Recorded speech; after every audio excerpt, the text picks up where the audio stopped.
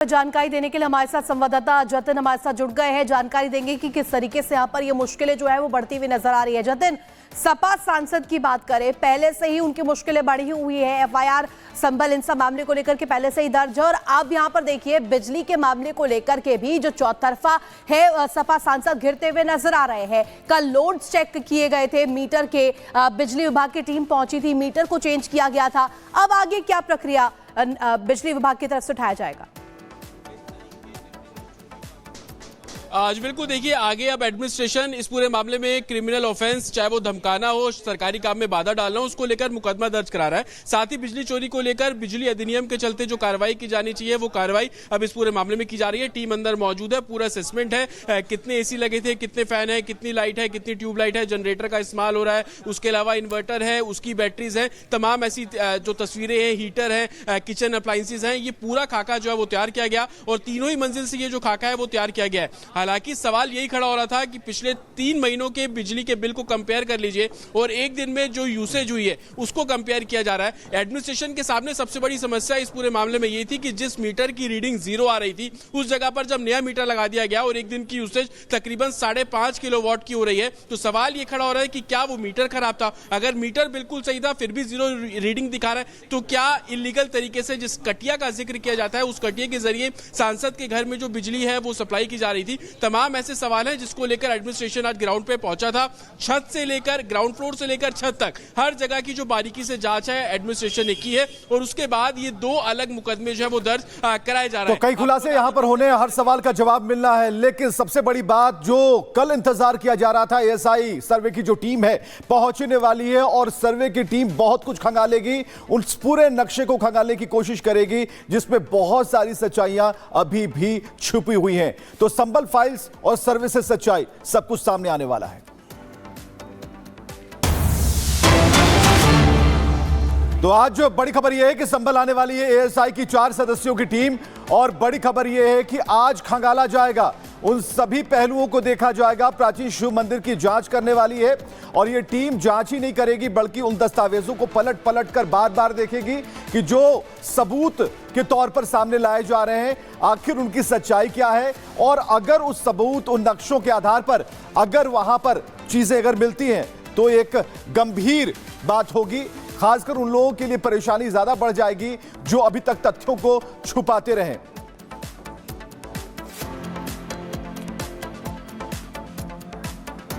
और चलिए, कितने मंदिर हैं, इसके पीछे किसकी साजिश थी, संभल की फाइल्स में और क्या तथ्य छुपे हुए हैं, एएसआई सर्वे की टीम क्या निकाल पाती है, नक्शा क्या कह रहा है, ये सारे सवालों का जवाब और प्रश्नवाचक जो चिन्ह है उसे हटाने की कोशिश करते हैं। एक रिपोर्ट देखते हैं।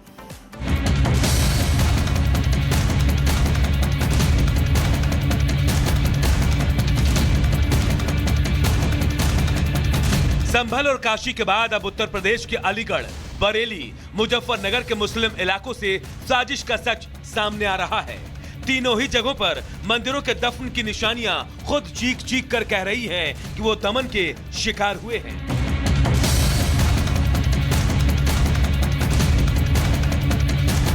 सबसे पहले अलीगढ़ की इन तस्वीरों का मकसद ये पता कर को देखिए, जहां से सनातन को दबाने की कोशिश का सच सामने आ गया।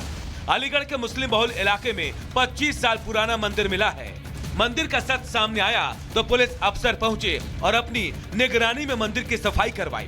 स्थानीय लोगों के मुताबिक पहले यहाँ हिंदू परिवार रहते थे जो बाद में मकान बेचकर चले गए, तभी से यहाँ कोई पूजा अर्चना नहीं होती।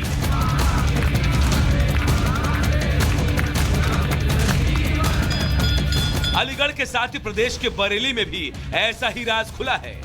आरोप है कि यहाँ एक मंदिर पर मुस्लिम समुदाय के लोगों ने कब्जा कर लिया और मंदिर में रखी प्रतिमाओं को भी हटा दिया।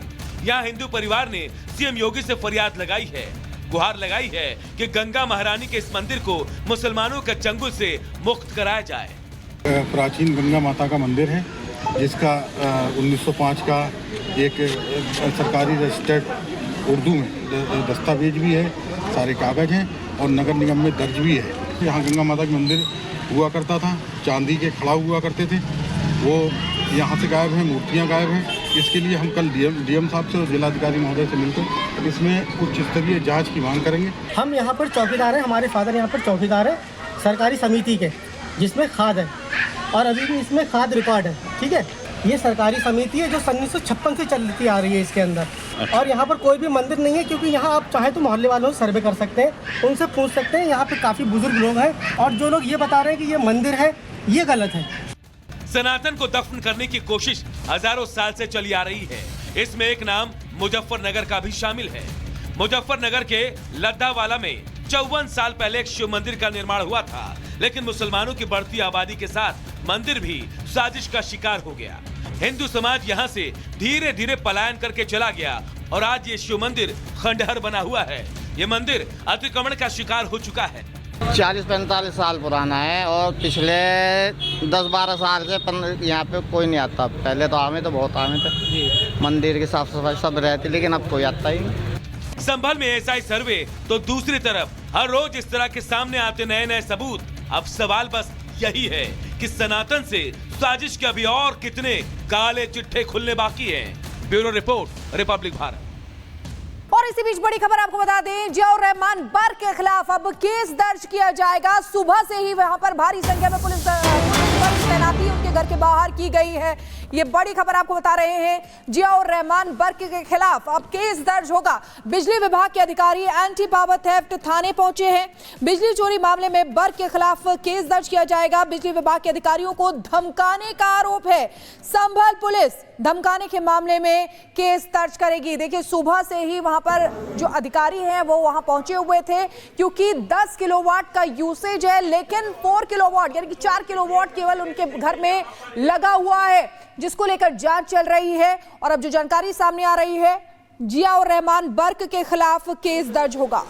और जतिन इस वक्त हमारे साथ मौजूद हैं। जतिन, कुछ देर पहले ही आपसे बातचीत हो रही थी, अब जुर्माने पर बात होगी या प्रोसेस पर बात होगी कि जो उन्होंने मीटर का कनेक्शन ले रखा था, जो खपत दिखाई गई और जो बिल आया, इसके बाद अब उस अवधि का अवलोकन किया जाएगा, उस अवधि को देखा जाएगा कि आखिर इस टाइम फ्रेम में आपने जो बिजली वहां यूज की और जितने मेगावाट की बिजली आपको उपलब्ध हो पाई, या फिर जो भी तिकड़म वहां पर आजमाए गए, तो इसका विरोध नहीं होना चाहिए, बल्कि जुर्माना अगर जो तय कर दिया जाए तो उसे दे देना चाहिए। फिलहाल क्या चल रहा है?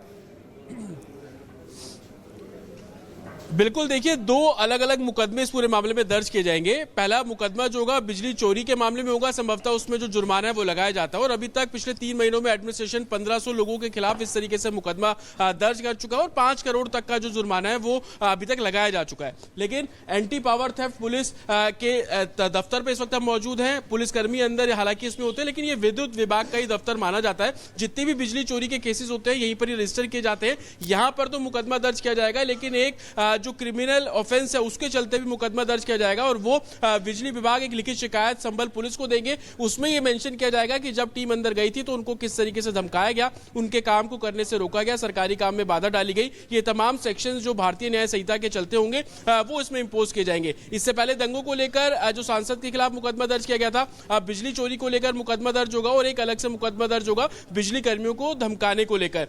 बिजली विभाग के अधिकारियों का साफ तौर पर कहना है कि 2 मीटर इससे पहले लगे हुए थे, 2-2 किलोवाट के 2 मीटर थे, लेकिन 1 मीटर की रीडिंग 0 आ रही थी और उसी मीटर की जगह पर जब नया डिजिटल और स्मार्ट मीटर इंस्टॉल किया गया, एक दिन की यूसेज के बाद पता लगा कि उस मीटर की जो लोड है, लोड कैपेसिटी 5.5 किलोवाट तक पहुंची थी। हालांकि जिस तरीके के अप्लायंसेस सांसद के घर पर लगे थे, ये बात क्लियर है कि 10 किलोवाट का मीटर वहां पे लगाया जाना था। कहीं ना कहीं बिजली चोरी को लेकर जो आशंका थी उसके सबूत एडमिनिस्ट्रेशन को मिले, जिसके बाद आज पुलिस वहां पर पहुंची, जांच की गई, हर कमरे की तलाशी ली गई। ग्राउंड फ्लोर पर जो कमरे थे उनकी तलाशी ली, फर्स्ट फ्लोर, सेकंड फ्लोर और थर्ड फ्लोर पर जो छोटा कमरा बना हुआ था, रूफ पैनल था, वहां की भी तलाशी ली गई। मल्टीपल एसी घर के अंदर से मिलने की बात जो है वो की जा रही है और दूसरे जितने भी अप्लायंसेस थे उन सभी की जो लिस्ट है वो तैयार की गई। कोतवाली में इसको लेकर जो बैठक की गई और अब टीम जो है यहां पर पहुंची है एंटी पावर थेफ्ट पुलिस के दफ्तर में। यहां पर अंदर जो एक तरीके से लिखित शिकायत है वो दी जा रही है और कानूनी कार्रवाई अब आगे की जाएगी। दूसरी शिकायत जिस तरीके से मैं आपको बता रहा था कि क्रिमिनल ऑफेंस